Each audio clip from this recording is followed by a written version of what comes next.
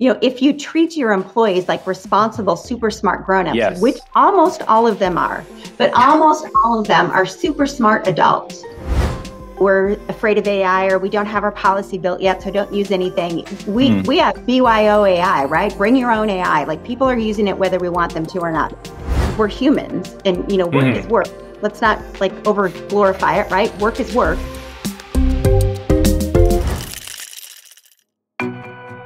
Welcome to Future Work, the podcast about a happier future of work and the role of people and technology within that.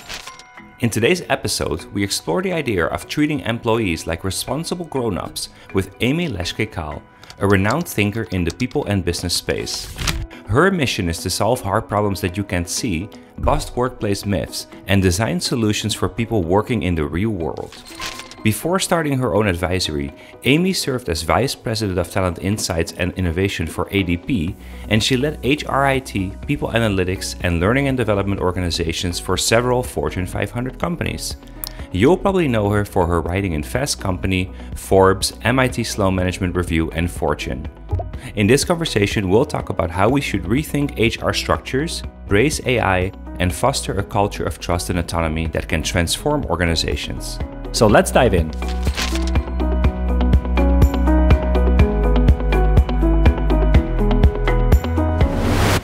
Hybrid work is here to stay, but are you making the most of it? Join us on July 8th for the Hybrid Work Dilemma. Learn how to do more with less office space while increasing productivity, collaboration, and employee engagement. Hear from Corinne Murray, a Future Work podcast alumni, and 2 other experts will reveal soon. And this isn't just another webinar. It's a chance to get inspired and connect with peers in a live roundtable to tackle your hybrid work challenges. Thanks to Tactic, the /1 rated space logistics platform used by customers like Microsoft, Redbull, and the United Nations for making this event possible. Sign up now at flexos.work/hybrid2024. flexos.work/hybrid2024. Don't miss out. Amy, thanks so much for being on. Yeah, thanks for having me, Don. This is a real honor because I read your article. We need to treat people as people and we need to grown-upify work last year in the midst of trying to figure out remote work in office. I really love that perspective. I've been begging you to come on and finally you're here. So I'm really happy. I'm glad that we finally got to make this happen. This is amazing. So with your rich background, we can go so many directions, but I thought let's start with the most controversial one. Is that okay? Oh, I love that. Yes. What is HR's role in the changing world of work? So obviously there are so many massive changes right now, right? I just mentioned remote work. We're now landing maybe more on hybrid work. There is skills is now a big trend. AI is obviously coming in. What does HR look like now and in the near future? Well, I think it doesn't look like it needs to look. HR looks very, very much like it has for a long time, since as long as I've been in the workforce, as long as you've been in the workforce. We are still structuring HR, doing a lot of the same programs and processes, maybe with a different font, right? We update things, we change the font or put little curved lines around it and call it, this is a new approach. But we're very much structured the same way as HR practitioners in almost every organization. You've got someone called, maybe it's a chief people officer or a chief human resources officer, whatever you want to call it. But it's interesting because under that CHRO, that top HR job, they have everything having to do with people. And the role of HR, the functions that fit under that are very, very different. And if you think about it, I often think about the analogy of money flowing in and out of an organization. Sales sells something, accounts receivable, finance, for example, takes the money in. You may have a different kind of an accounting department. You've got an IT department that's doing all the systems that relate to that. But yet in HR, we smush all of the process, compliance, benefits, oftentimes payroll, sometimes payroll will sit in finance. And then all of the talenty things also sit underneath HR. So you've got this almost like friction that's created around the same organization having responsibility for compliance, which is super important. A lot of money, right? Payroll tends to be, that budget line tends to be the highest in almost every organization. And then you have this talent stuff, which is really a whole different world. So HR continues to be structured with these two things smooshed together. But in the new world of work, particularly, well, I think this has been true for a long time, But especially now, if organizations are going to use their talent to differentiate, which is all they have left. Technology is great, but as soon as you adopt it, everyone else has adopted it too. It's no longer a big differentiator. Yeah. We've kind of squeezed the orange, if you will, to a large degree around process improvement. I have that in my background as well, but we've leaned processes and programs and continuously improved a lot. Yeah. So we've kind of in that incremental improvement stage, which is fine. But we're just at this place where we really need to, as leaders, as practitioners, as folks who are committed to amplifying the talent in our organizations, to continue to create and sustain differentiated value and contributions to our clients, to our customers, to our boards, to our communities. We've got to think differently about how we do this. It no longer fits the world of work. Yeah, it seems like that old system doesn't really fit the world today, and then definitely not the world where we're heading to. So what are some changes that we have to make it work? Well, I don't know if these are the right changes or not, but the way that I think about it is really separating out the operations functions. So things like benefits, payroll, compliance, maybe HR analytics, I don't know. But separating those functions out really clearly from the talent kind of amplification part, the coaching, the learning and development, those things that help organizations and help our employees do more of their own unique best work. That's a totally different mindset. It's different skills. It's different training. It's a different background. So I think it should be thought of as incredibly separate functions. And do they report to the same person? I don't know, maybe. But I think we have to stop trying to create too much of a Venn diagram about those things. That's great. So it sounds like we need a lot of change. Now, obviously, the question is always, we're busy enough. We have a lot of work to do. It's very hard to be changing things, especially big systematic changes, while we have all the fires burning. What do we need to do to even get out of that? How do we even get out of the, my day-to-day is too busy to make that change? How do we get out of that? It takes courageous leaders. It takes leader who is willing to take a pause in some of the other things and make that switch. And could you experiment with it? Could you try it? Could you pilot it? Maybe, depending on the organization. But I think it really needs one of those big, giant transformative shifts to kind of flip the switch and go, we are going to restructure ourselves in a way that better aligns with our business and better aligns with our employees.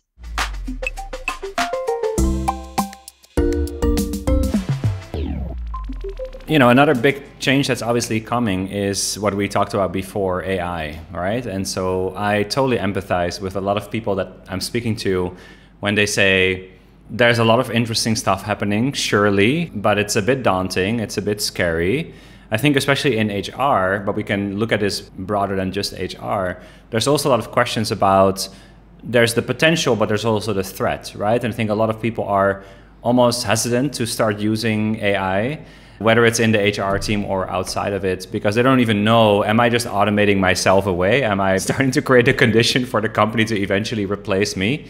So in all those changes that you just talked about, where does AI sit? I think it's a good question. I think clearly it will be part of everything that we do in the world of work. And I think it's going to be faster than most people think. And it's already there. Even if your organization is saying, we're afraid of AI or we don't have our policy built yet, so don't use anything. We have BYO AI, right? Bring your own AI. Like, people are using it whether we want them to or not. They're using it on their phone. They're using it on their home computer. They're using it all over the place. Yeah. So I think that's definitely something for us to think about. But when you think about it from the practitioner perspective, as you just mentioned, we are constantly fighting fires. We have all these things that we're working on. Everybody's coming at us for all kinds of different things. And we need this policy done, and you need to deliver this training. We have this problem employee. We have this one that we want to promote, like all of the things. Yeah. So it's hard for the practitioner to find the space to even thought, how might I utilize this? Again, I think there's friction in the system right now, and people are a little bit hesitant. I think naturally so, and they should be. They should be concerned about security. They should be concerned about privacy.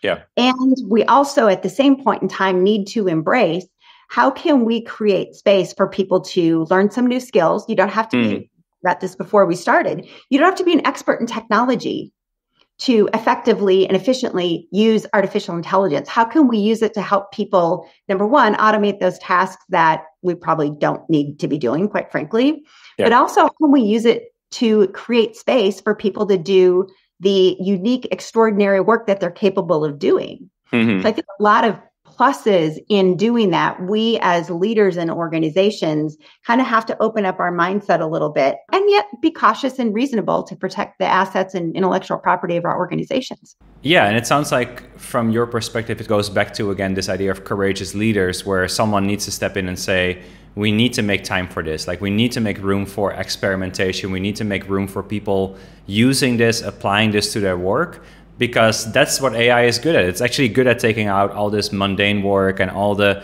answering frequently asked questions and doing repetitive workflows and all that stuff. So in order to create that space, someone needs to step up and say, we're now going to make this a priority. And I think we've seen now over the last 6 months, whether it's Klarna on the maybe not so good side, leading all the way to Moderna having this great case study, Microsoft HR globally having these great case studies of this is really about maybe a little bit of education, but then mostly about just letting people experiment, because Josh Bersin recently said, no one knows the work like the people who are doing the work, right? Don't try to solve this on a company level.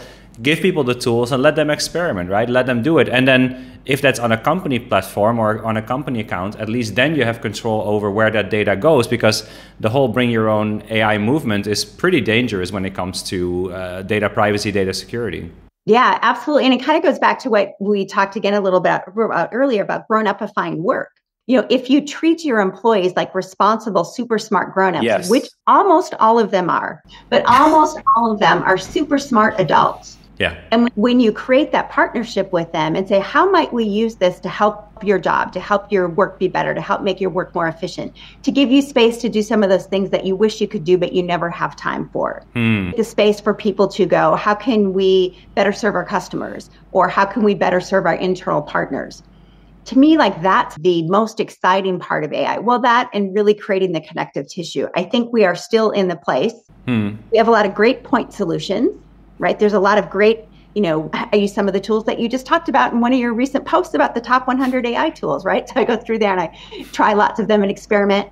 But we still have a lot of really good point solutions. But I think when it's going to get really transformative, not that it's not transformative now, but really transformative, is when we can use AI as the true connective tissue in the organization, when essentially point solutions become invisible to us and it's simply us interacting really efficiently. And we have trust in the data that we're getting back. And of course, keeping your data internal and all the security things are super important. So I think we're going to see that, in the next few years. I don't think it's going to take very long, but that's when we're really going to see this be transformative in the world of work. So it's not just a writing assistant. It's not just a chatbot that's going to help my call center employee. It's going to connect everything together into a single system that's easy to interact with.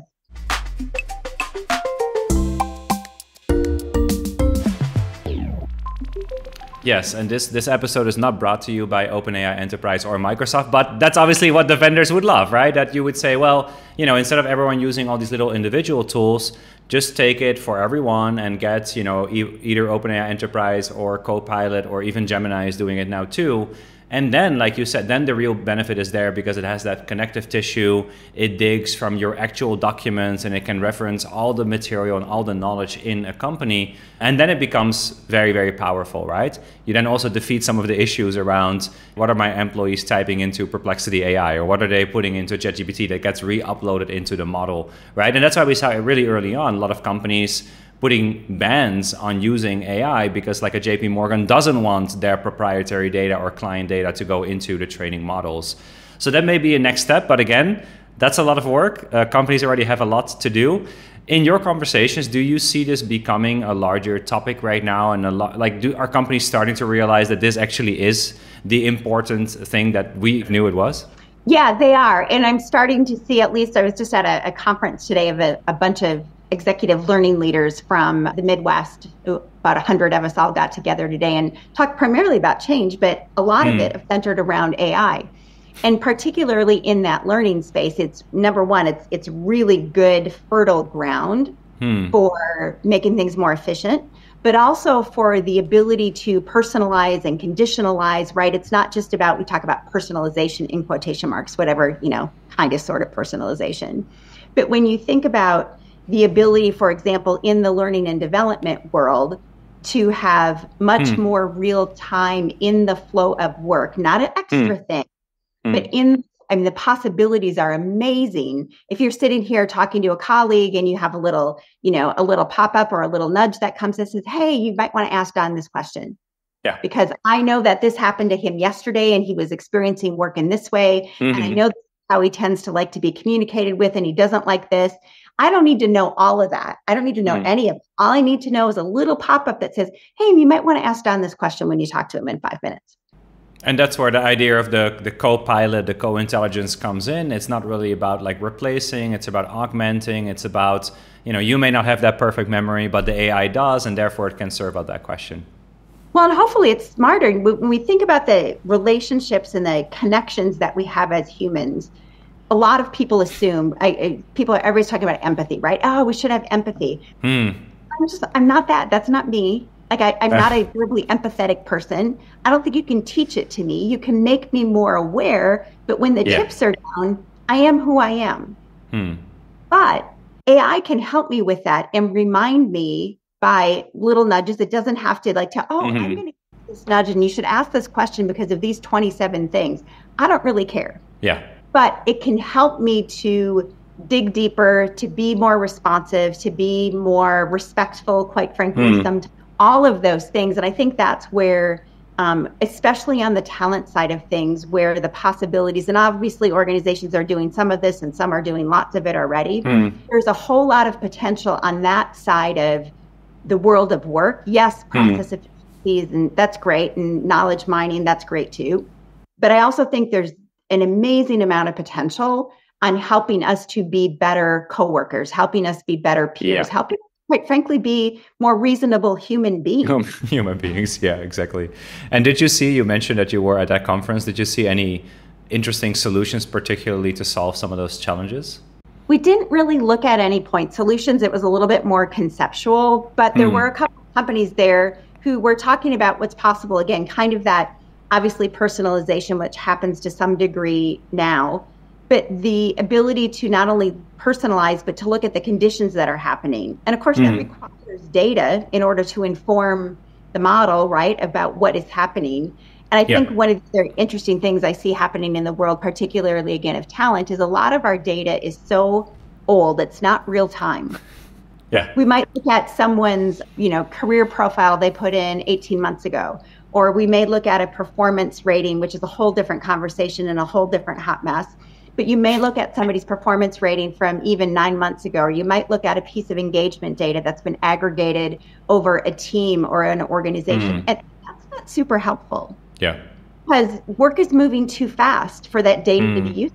We need to have the critical few pieces of real-time data informing these models to be able to help me in the flow of my work right now, not based on data that collected 9 months ago, but based on data that's happening right now. And that's totally possible. We just have to connect all those dots together. Incredible. As you're talking, it's just incredible how different this world of work really is from even just 5 or 10 years ago, right? And the culture that this requires to work in this way, where we even acknowledge something like data from 9 months ago isn't valid anymore. Whatever we were talking about my performance 9 months ago has nothing to do with where we stand today. How do companies optimize their culture for how fast things are moving? Yeah, I mean, and that's not an AI thing. That's a people thing. That's a leader thing. And by leader, I don't necessarily mean like manager person. I mean like an executive leader who sets that tone. I think oftentimes when we talk about culture, we say, and I know you've looked at this article that I wrote for the MIT Sloan Management Review around culture, right? I talk about little C culture versus big C culture. Yeah, love that. And that big C culture being those promises that we make to our employees. And we oftentimes think about culture as we do a survey, we want to know how people experience work. I'm like, no. I mean, that's fine, by the way. But that's not what I'm talking. I'm talking about the promises that the organization is making to their employees that they never, ever break. Like I can count on these critical few things.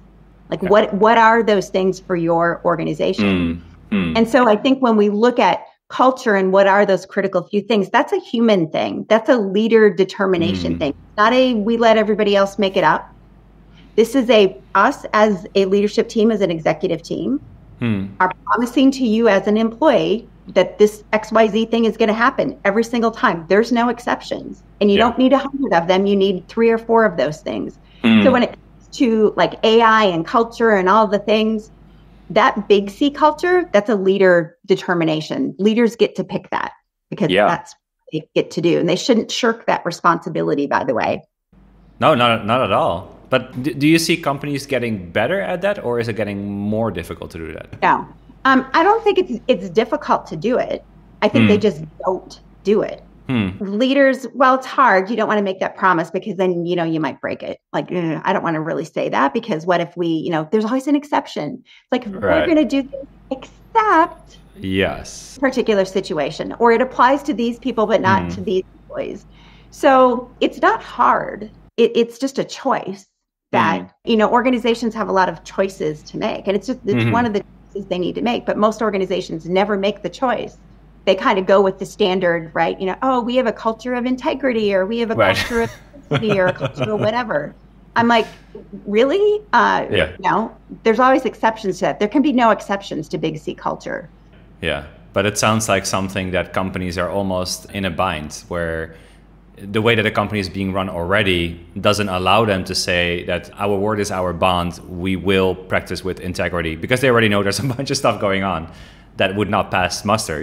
Yeah, exactly.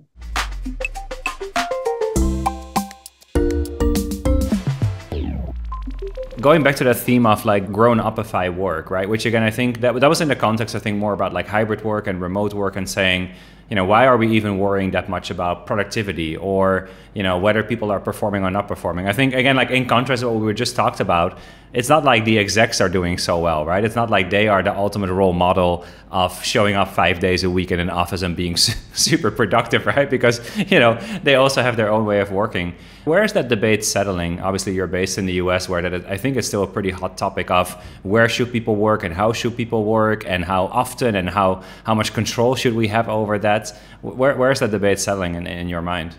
Where it's settling is so many organizations are requiring employees to come back to the office. And, we've got real estate organizations that have invested in real estate and buildings, et cetera. And there's still the old mindset that we cannot work together unless we see each other. We can't be collaborative. We can't be sharing. We can't be innovative unless we are sitting face to face. And I think that is just, for most of us, false. For some people, that is where they work best. But for a lot of us, the only thing that's missing in making that happen is intentionality. We think about the water cooler, the kind of the euphemism of the water cooler. I'm going to meet you at the water cooler and we're going to come up with the next great idea. And maybe, but there's no reason why you and I cannot schedule a water cooler talk. Or there's no reason why I can't contact you on Zoom or WebEx or Microsoft Teams or whatever, or Slack, and ping you and say, hey, you have 5 minutes? I'd love to run this by you. It's, again, part of that needing to integrate that communication and partnering into the flow of our work. We just need to do it. It's totally possible. And in a lot of cases, for a lot of people, it's much more productive. It's much more creative. It's much more innovative. Because a lot of times we are more innovative when there's 1 or 2 of us, and then when there's 20 of us in a room with a whiteboard and we all end up with the same answer that we knew we were going to end up with when we walked into the room. So it's just intention, and it's part of the rhythm of work that we need to add in. And we all did that during COVID. That's the interesting thing about it. It's like we figured it out for 2.5 years, whatever it was, 3 years. Yes. We all figured it out, and it was amazing. We got great work done. It's not like things stopped happening. In fact, work happened faster. More innovatively. And we all felt trusted. As employees, we felt incredibly trusted and enabled and empowered. That's such an over word. But we kind of felt empowered to own our own world. And all of a sudden, it's like, oh, no, we don't trust you anymore. I mean, that's kind of what it feels like to the employee. It might not feel that way to the executives making those decisions. And they have their reasons, and that they need to do what they need to do, what they think is right. But from an everyday employee perspective, there are so many folks that I talk to every day that feel like, wait a minute, you don't trust me anymore? You trusted me just fine for 2 years when all the chips were down and we had to figure out how to do stuff on the fly. But now you don't trust me anymore? So I think there's friction again between a lot of everyday employees and a lot of executives. And, it goes back to choice in a lot of ways of what are the executives going to choose. And I wonder when we get the data back and we kind of start to look at this longer term, what the longer term implications are to employee engagement, to employee satisfaction, to employee productivity, people having to get up and get ready and get in the car and drive to work and or commute or get on the train or the bus. And that's a lot of time and energy. And as we talk about things still like well-being and wellness, not as much as we did a couple of years ago, but there's again friction between those two things is, we want, we're committed to your well-being, but we also want you to sit in traffic for 2 hours a day and make you late, if you're late to pick up your kid from school or whatever that might be. So I don't think we've landed yet. But then again, if you don't sit in traffic for 2 hours to come to the office, then where would you do your Zoom calls, right? So I think we hear that a lot. People saying, okay, I made that effort, I made that investment, and then I just end up sitting mostly just on Zoom calls, because for most companies, the reality is that we're not working together in one space anyway. We have people in other offices, in other locations. We work with clients. We work with outside partners. Our executives are all over the world, right? It's not like we come there and actually constantly sit with our team. Gensler just released some research around that. So it doesn't really make sense in a way. And then there are great examples like an NVIDIA or an Atlassian or a Dropbox, but then people would typically say, yeah, but those are tech companies. Of course, the techies can do it, right? Of course, NVIDIA can build a $2 trillion company on the back of a remote policy. What would you say to those companies? Because it sounds like you say, this is really not about tech or non-tech. Anyone can basically apply these principles. Well, it's about the work. I mean, when you talk about remote work, it's really about the work. And that's, I think, another one of the mistakes that organizations have made if we've transitioned out of the COVID era, which is they've made it about the person, not about the work. If the work requires to be on site, you think about retail or healthcare, for example. But even if the organization's determination is that this work needs to be on site, then it needs to be on site. And you as an employee, that's for sure. Yeah. But a lot of organizations have gotten into the practice again of exception giving. And what about this person? And this person's not coming in. It's like, it's not about the person. It's about the work. Yeah. That's a game changer, is you got to keep it about the work and remove because if you think if it's about the person now, I take it personally. And how come that person get to work from home and I don't? Like, no, all our customer service reps are going to be in the office. That's probably not the right call to make, but maybe it is. But just make that call. This is how we do our work. Yes, I love that idea. It's about the work, not about the person. And we're maybe focusing a bit too much on, the mistrust and I don't see that person that much. What are they doing? What are they up to? Doesn't really matter, right? If the work gets done, the work gets done. So why do we even care? And then the other thing is that we are now seeing a lot more people trying to build a portfolio of work, trying to focus less on having just that one job, right? So even then, you were going to get a lot more of a fragmented point of view. How are you looking at leadership, right? Because obviously you talk mostly to the really senior leadership. Does leadership need to change, or does leadership development change as the world of work is changing so fast? I feel like even from this conversation, I just feel like there are so many changes and they're happening so fast. How do you even train someone to become, the next C-level leader? Well, I think we have to think about leading in lots of different ways, right? There are people leaders, are knowledge leaders who may not lead people at all. Teams are changing. There's dynamic teams. I'm working with an organization right now that is very much committed to and transitioning a lot more of their teams to a dynamic team model where you've got someone who leads a team for a short period of time, a sprint, not necessarily in technology. We think about it as a tech programmer thing, but it can happen in lots of different ways. So I think when we think about leading, we often over-engineer the world of leading. We have this assumption that there's some perfect model out there that we all ought to fit into. There isn't such thing.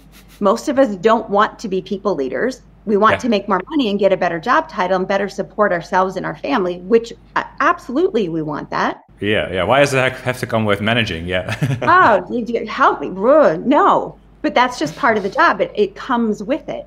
And so part of the reason why people don't want to be people leaders is we've made it a horrible job. So one of the keys to creating an organization that has, I'm going to say, good leaders is to focus on the critical few things. Like, what are the critical few things you need that leader to do to be proficient? I need you to connect with your people or your peers or whoever it is. I need you to have really connections, because we know from the data that is a game changer. Not give feedback, just connect with people about the work, because I can talk to you about the work all day long, But as soon as I know that I have to talk to you about you and your, soft, touchy-feely stuff, that's not happening. So if you keep it focused on the work and those critical few things, it becomes a much more reasonable role for people to play, is to lead the work. And when we people like Grownups, drama tends to diminish. It's always still going to be there, but we tend to have less drama, less conflict. You're super smart. I trust you to go be super smart. And that the whole vibe, or if you want to call it kind of little C culture of teams, but that whole vibe starts to change. It just feels different. It feels like we're all really smart. Like, how fun is it to work around really smart people? Yes. It's really fun. And just splitting the emotion from the information, and again, just focusing on the work.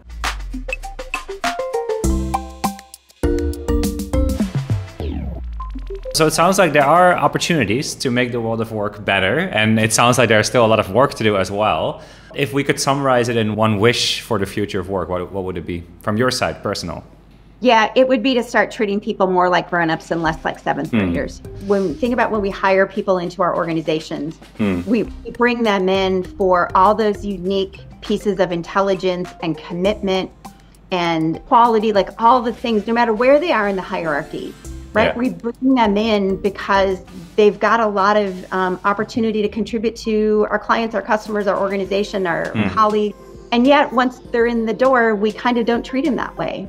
Yeah. And I think we are missing an incredible amount of opportunity inside of organizations to, again, differentiate the work that we do, our companies. And we're humans, and work is work. Let's not over glorify it, right? Work is work. Yeah. And we need to get paid. We need to support ourselves and our families. But I think if we can help people walk out that door, virtual or physical, a little bit better, feeling a little bit better, maybe a little bit happier, the ramifications of that are game-changing, not just for our workplaces, but for our employees' families, for the communities in which we work. And we're not quite doing that real well. And I think that's where so much of the opportunity lies, is just to treat our employees like the super smart grown-ups that they are. See people like grown-ups and focus on the work, not the people. I love it. Amy, thanks so much for being on today. Thanks so much for having me, Don.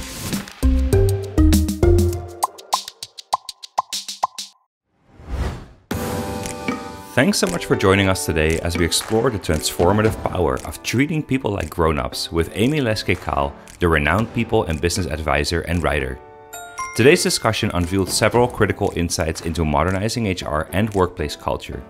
Number 1, treat employees like adults. Amy passionately argued for treating employees like responsible adults. If you treat your employees like responsible, super smart grown-ups, they will thrive, she said. So, foster a culture of trust and autonomy, empowering employees to take ownership of their work and make meaningful contributions. Number 2, separate HR functions. Amy emphasized the need to separate operational functions from talent amplification in HR. Distinctly separating compliance and payroll from coaching and development functions can streamline operations and enhance focus. Consider reorganizing HR departments to delineate between operational and talent functions, ensuring each gets the attention it deserves. And number 3, embrace AI for connection. Amy highlighted how AI can help us be better coworkers, which highlights that AI is not just for automating tasks, it can enhance human interactions and relationships at work. Implement AI tools that facilitate better employee communication and understanding, using data-driven insights to foster stronger workplace connections. And number 4, courageous leadership for transformation. Amy discussed the importance of leaders willing to make bold changes, saying, "It takes courageous leaders willing to take a pause and make that switch." Significant organizational change requires leaders who are brave enough to disrupt the status quo. Pilot innovative structures and processes, creating a culture that supports experimentation and growth. And the final one, focus on the work, not the person. Amy pointed out that focusing on work rather than on personal traits reduces unnecessary friction. Emphasizing work outcomes over personal characteristics can create a more objective and fair environment. Develop performance metrics and feedback systems, concentrating on work quality and outcomes, minimizing personal biases. Join me again next week when I interview Amber Warner, the founder of VET, a fascinating platform that uses AI to match interviewees with human recruiters, even if it's 1 a.m. Subscribe for updates at flexos.work/futurework.